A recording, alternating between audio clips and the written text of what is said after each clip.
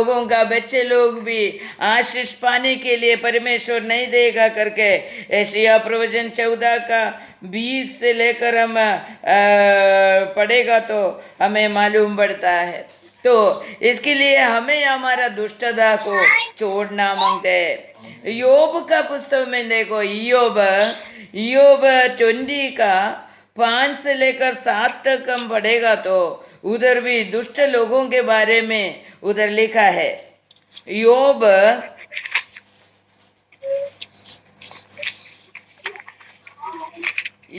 का पुस्तक 20वां अध्याय का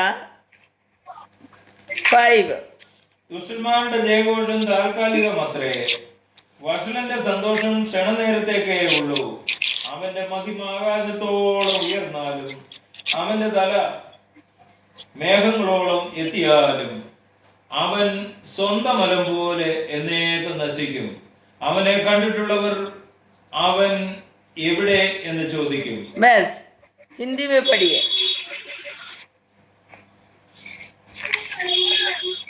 योग की दृष्टि का ताली बजाना 20वां अध्याय का बंद हो 5 से जाता लेकर है पढ़िए। और యోబ్ 20 का कि दुष्ट का थाली बराबर पढ़ रहे हाँ बोलो। कि दुष्ट का थाली बजाना जल्दी बंद हो जाता और भक्तिहीनों का अनंत पल भर हो सकती है। चाहे ऐसा मनुष्य का महत्वमय आकाश तक पहुंच जाए और उसका सिर बदले तक पहुंचे, तभी वह अपनी वेस्ट के समान सदा के लिए नष्ट हो जाएगा, और जो उसके देखते थे वे पूछेंगे कि वो कहाँ का है। Hallelujah hallelujah.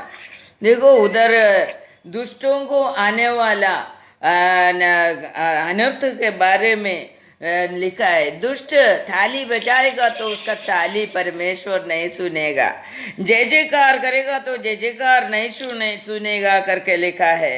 उसका खुशी थोड़ा समय के लिए ही रहेगा करके लिखा है। दुष्ट का खुशी थोड़ा समय के लिए ही रहेगा। और लिखा है उसका महिमा कितना भी आकाश के समान उसका महिमा ऊंचा हो जाएगा तो भी वो मेघ के समान मेघ तक पहुंचेगा तो भी वो नाश हो जाएगा करके लिखा है। वो बहुत ऊंचाई तक वो बढ़ेगा तो भी उसका नाश मिनटों में हो जाएगा करके उधर लिखा है। तो ദുഷ്ടന്റെ ഉയർച്ചയെക്കുറിച്ചാണ് അവിടെ പറഞ്ഞിരിക്കുന്നത്. ദുഷ്ടൻ എത്ര ഉയർന്നാലും അവൻ്റെ ഉയർച്ച താൽക്കാലികമാണെന്ന് പറയുന്നു. നമ്മളെല്ലാവരും വിചാരിക്കും എനിക്കെല്ലാം ഉണ്ട്, എനിക്ക് ധനമുണ്ട്, സമ്പത്തുണ്ട്. എന്നാൽ നമ്മുടെ ധനവും സമ്പത്തും ഇതിൽ നമ്മൾ ദുഷ്ടരാണെങ്കിൽ നമ്മുടെ ധനവും സമ്പത്തും നിലനിൽക്കുകയില്ല. ഹല്ലേലൂയ। तो हमारा धन संपत्ति सदा के लिए रहने के लिए हमारे अंदर से दुष्टता, हमारे अंदर से अहंकार, हमारे अंदर से गर्व निकल जाना मांगते हैं।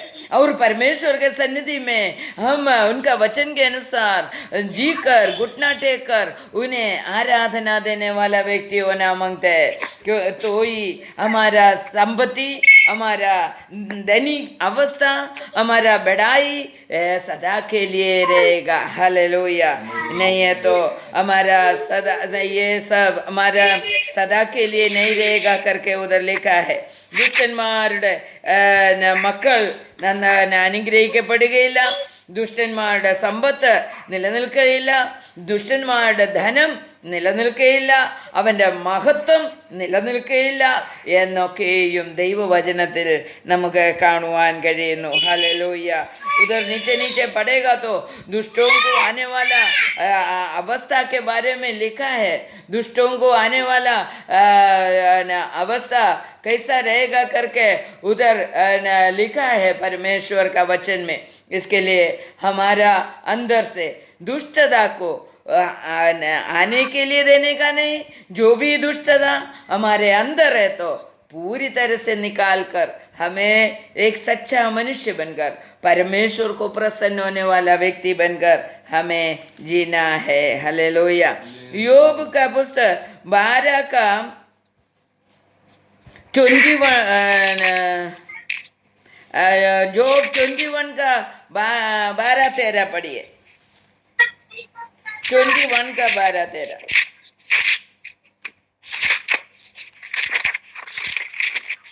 അവർ തപ്പോടും കിന്നരത്തോടും കൂടെ പാടുന്നു, കുഴലിന്റെ നാദത്തിങ്കൽ സന്തോഷിക്കുന്നു. അവർ സുഖമായി നാൾ കഴിക്കുന്നു, മാത്ര കൊണ്ട് പാതാളത്തിലേക്ക് ഇറങ്ങുന്നു. हिंदी में पढ़िए। वे डफ और वीणा बजाते हुए गाते हैं और बांसुरी के शब्द से आनंदित होते हैं। वे अपने दिन सुख से बिताते और पल भर ही अधोलोक में उतर जाते हैं। हालेलुया। दुष्ट लोगों का अवस्था के बारे में हम चिंता कर रहा है। तो दुष्ट लोग बहुत वीणा बजाकर गाना गाते हैं और ताली बजाकर गाना गाते हैं, प्रार्थना करता है और बहुत ही खुशी मनाता है और सुखी जीवन बिताता है, मगर पल भर में वो पाताल में निकल जाता है करके लिखा है उधर। हालेलुया। इसके लिए 14 में क्या लिखा है देखो। वो लोग परमेश्वर से कहा, क्या बोल रहे तो भी वे परमेश्वर से कहते, वे परमेश्वर से कहते, हमसे दूर हो, तेरी गीत जानने की हमको इच्छा नहीं रहती। हालेलुया। उधर लिखा है परमेश्वर से बोल रहा है, तू हमसे दूर जाओ, तुम्हारा रास्ता खोजने के लिए हमें इच्छा नहीं है करके उधर लिखा है। നിന്റെ വഴികളെ അറിവാൻ ഞങ്ങൾ ആഗ്രഹിക്കുന്നില്ല എന്നവിടെ എഴുതിയിരിക്കുന്നു. उसका 15 में लिखा है, ഞങ്ങൾ സർവശക്തനെ സേവിപ്പാൻ അവൻ ആർ, അവനോട് പ്രാർത്ഥിച്ചാൽ എന്തു പ്രയോജനമെന്ന് പറയുന്നു. हालेलुया। देखो दुष्ट लोग ताली बजाकर गाना गाकर खुशी मनाता है और वो बहुत ही अच्छा सुखी जीवन बिताता है, मगर परमेश्वर से दूर हटकर जीने के लिए चाहता है और बोल रहे वो मिनटों में पल भर में वो पाताल में चले जाएगा करके परमेश्वर का वचन बोल रहे। हालेलुया। तो हमारा जीवन के बारे में हमें चिंता करने के लिए आज परमेश्वर ये वचन हमें दे रहे। हमारे अंदर जो जरा भी दुष्टता, जरा भी अहंकार, जरा भी घमंड, गर्व आना नहीं मांगते, वो परमेश्वर को अच्छा नहीं लगता है। परमेश्वर गर्वियों को दूर से देखते हैं करके लिखा है, दूर से पहचानता है करके लिखा है। गर्व हमारे मन में है तो परमेश्वर निकट नहीं आएगा। दूर से पहचान कर परमेश्वर क्या करते हैं, हमें हमारा प्रार्थना नहीं सुनते हैं करके लिखा है। 14 का यशायाह प्रवचन 14 का 24 जरा पढ़िए। यशायाह प्रवचन 14 का 24।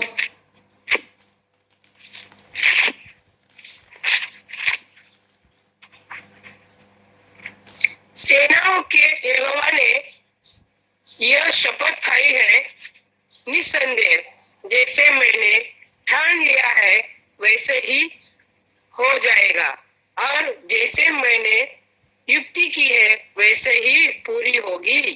देखा, उसका 23 भी पढ़े। परमेश्वर एक बार विचार किया तो वो एक बात सोचेगा तो वैसा ही होगा करके लिखा है। उसका 23 भी पढ़िए।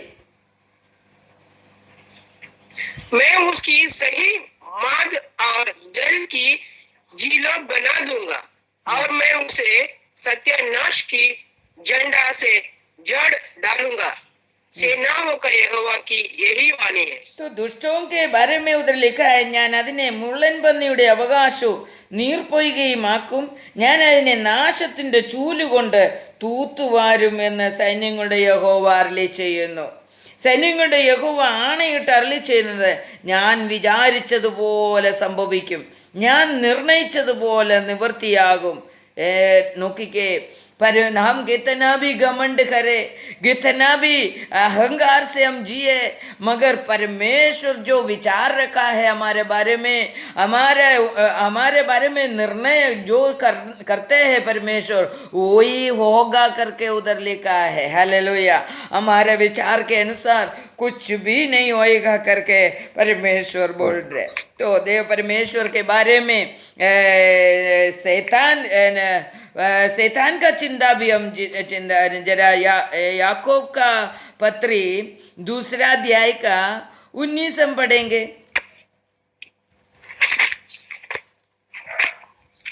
याकूब का पत्री 2 अध्याय का 19 और 20।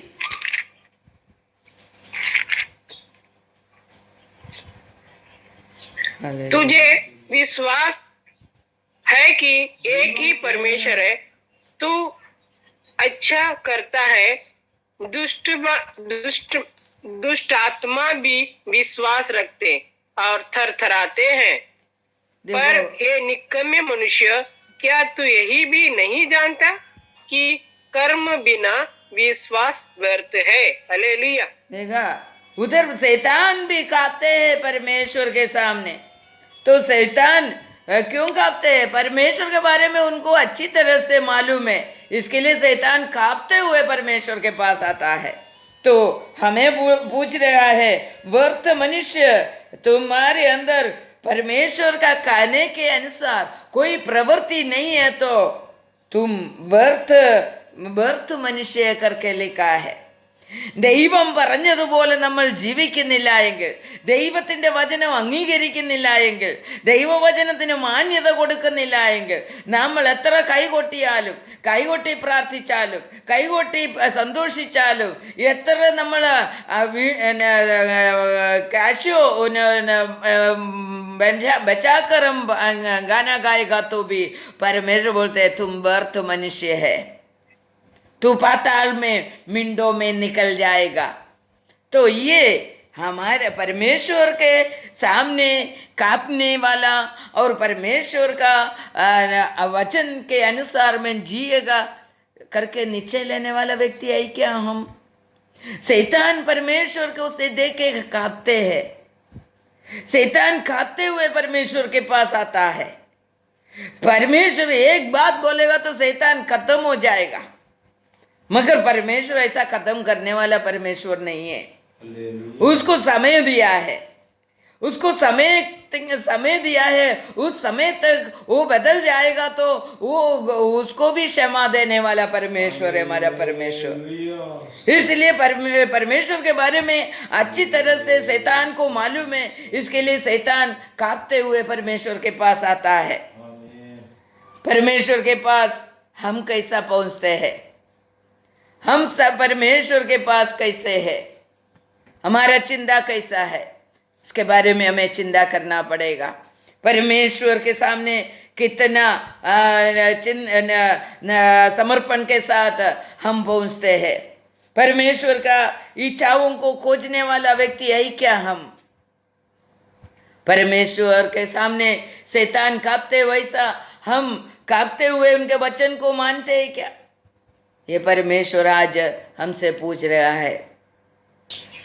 परमेश्वर के बारे में हम परमेश्वर एक है करके विश्वास करने वाला व्यक्ति है। तो याकूब स्लीहा बोल रहे तुम विश्वास करते हैं और शैतान भी परमेश्वर एक ही है करके विश्वास करते हैं, और शैतान भी परमेश्वर के सामने कांपते हुए आते हैं।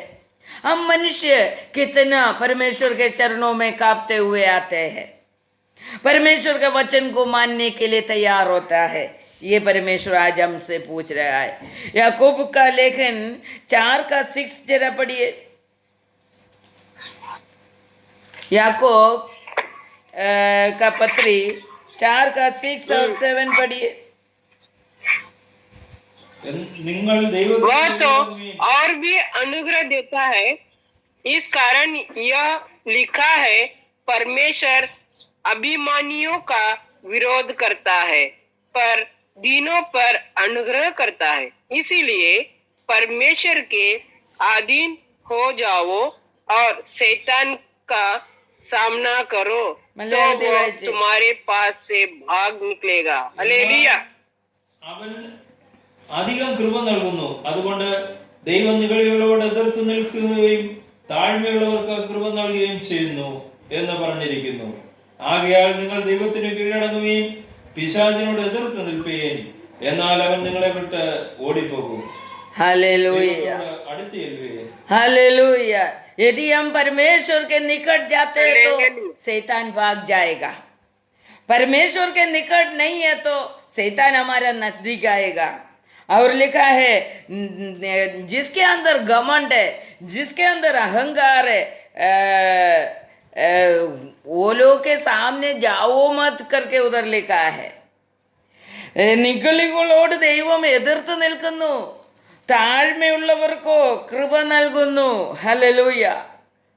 परमेश्वर बोलते घमंडियों को परमेश्वर सब कुछ उसके विरुद्ध करता है करके लिखा है. क्यों घमंड हमारे अंदर आता है? क्योंकि घमंडी कौन है? शैतान घमंडी है.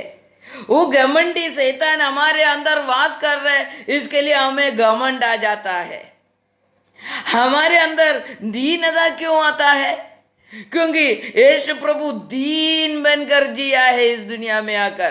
यीशु प्रभु स्वर्ग और भूमि और पाताल का अधिकारी होते हुए भी दीन बना है. वो परमेश्वर हमारे अंदर है तो हम दीन बनेगा.